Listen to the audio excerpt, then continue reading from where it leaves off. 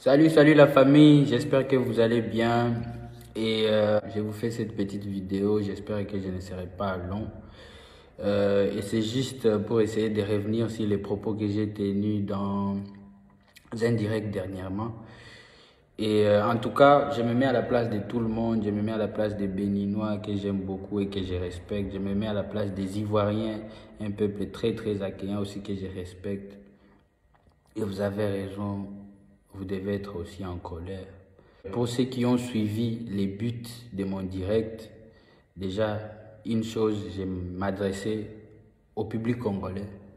C'est pour ça que c'était en lingala, parce que si je m'adressais à un public plus large, j'allais parler en français. J'étais en train de parler de comment ma chanson Hollandi, que j'ai sortie dernièrement, continue à faire des preuves. Comme on va encore en décembre, à la fin de l'année, c'était la chanson de l'année ici au pays, au Congo-Kinshasa.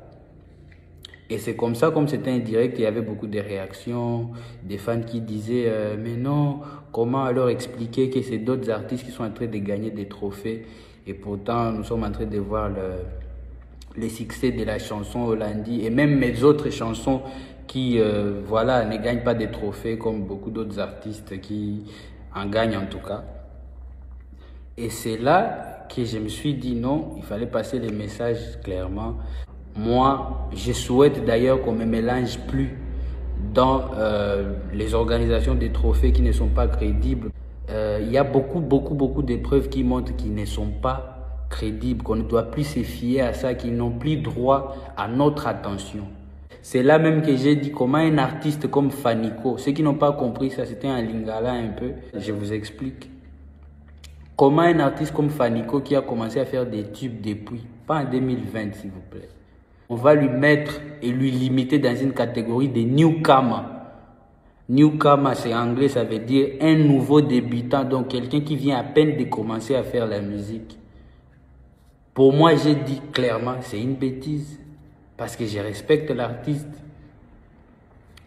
Comment un artiste qui fait des tubes après tubes comme DJ Kérosène, on va lui limiter dans une catégorie musique gospel. On se connaît entre nous, on est africains, on se connaît, surtout francophones, on se connaît, on sait comment DJ Kérosène fait des tubes chaque année. Et on va trouver ça normal, on va se taire, juste parce que c'est une organisation qui, par exemple, peut-être est dans un autre continent, mais c'est par rapport à la musique africaine. L'Afrique, on se connaît, il y a des francophones, il y a des anglophones, il y a des lusophones, tout ça. Des artistes entre nous, on sait, on voit les travails, c'est les fans qui sont en train de voir tout ce qu'on est en train de faire.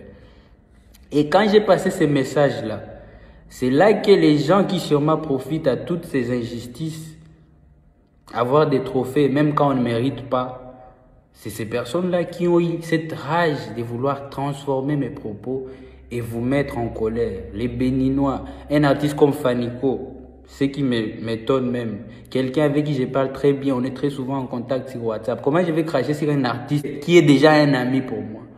Comment je vais cracher sur un artiste comme Kérosène que je respecte?